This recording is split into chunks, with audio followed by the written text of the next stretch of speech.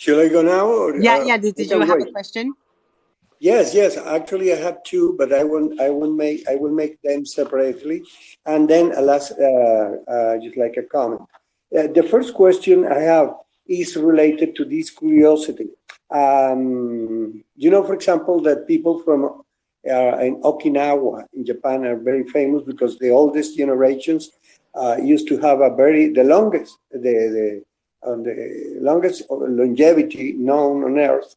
And nowadays, the younger generations are not following the same style of lifestyle, and so the amount of longevity is actually decreasing. But and I have a video. I'm trying to up to the nest. My family is from Canary Island, and in my own family, the longevity is amazing. Here, I will try to get to see you.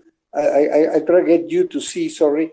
A video of 12 siblings, I mean brothers and sisters, which go from 113 years old till 98. They are 12 brothers and sisters, and they are still alive. They are actually the holders of the record Guinness.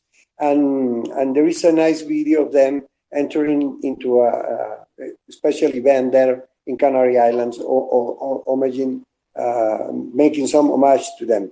But the question is, why do you think is that in the show business stuff and the artistical stuff, where, for example, we have singers like Tony Bennett, we have comedians like George Burns, who died at 100-year-old, and actors who also tend to die too very, very late, and writers too.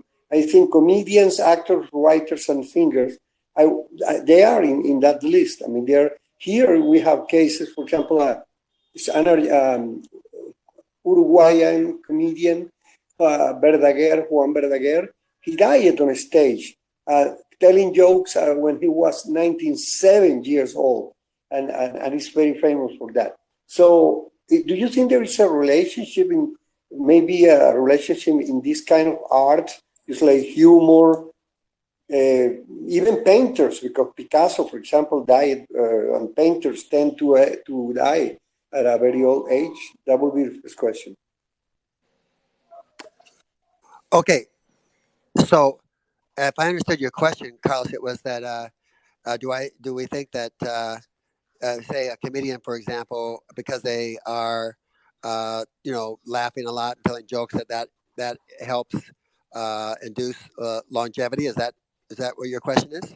Yeah, exactly. Yeah. What will be the link between a comedian, a singer like Tony Bennett, writers, actors who keep going so long? Yeah. Well, obviously, I mean, it's been said that laughter is great medicine.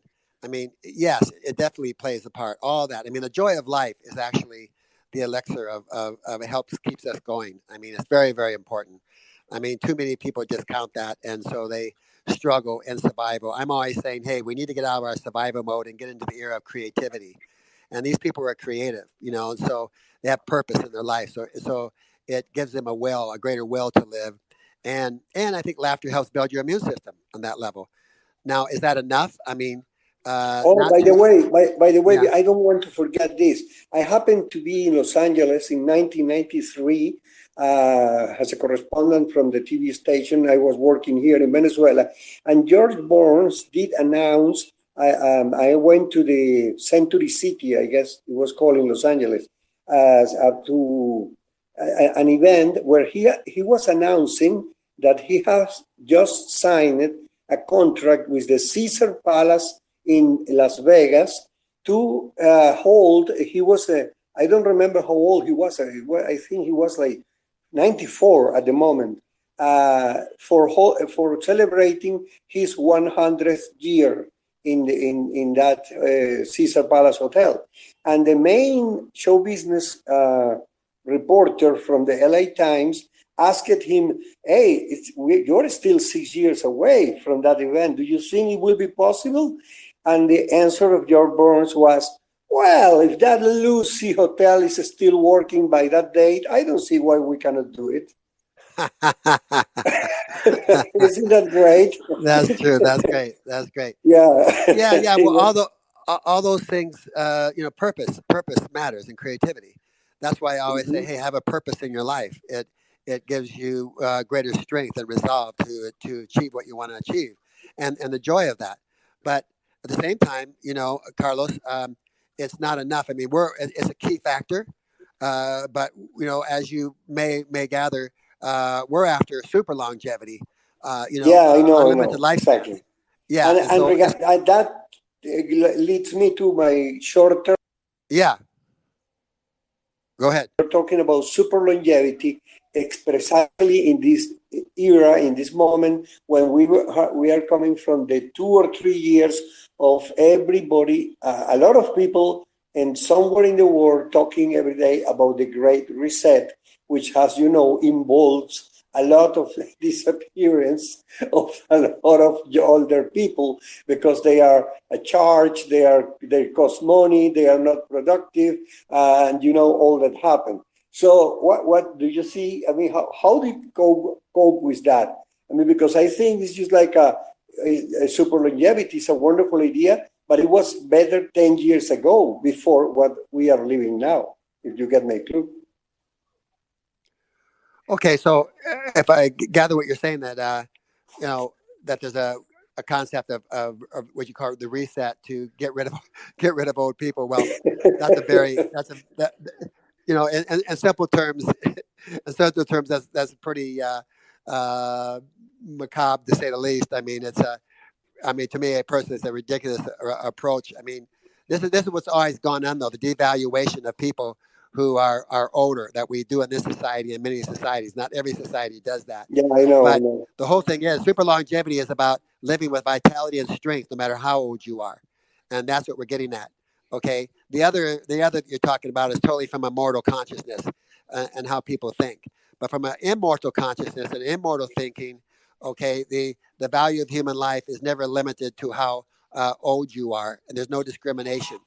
Okay, so Hmm. we're creating a new world, a whole new way of thinking, and a respect for human life like we've never had before. Okay. And so then we're talking about innovations that are coming, and the key is to stay alive long enough to where you can utilize and benefit from these new innovations that are going to happen, and really this gene therapy I was talking about that can reverse aging could happen even in the next 1 to 3 years. I was talking to the doctor, the scientist who's working on this now, Dr. Bill Andrews, and he projects that could be the timetable if he gets the funding that he looks like he'll get soon.